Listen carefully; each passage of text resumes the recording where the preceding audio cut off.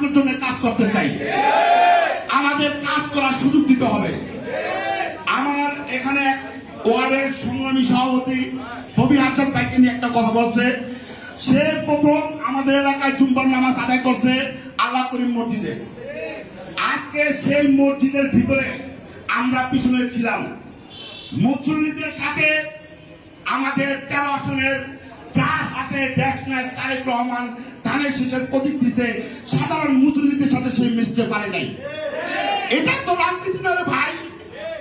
আমাদের নেতাকে সাধারণ মুসল্লির সাথে মিশতে দিতে হবে, আমাদের দূরে থাকতে হবে।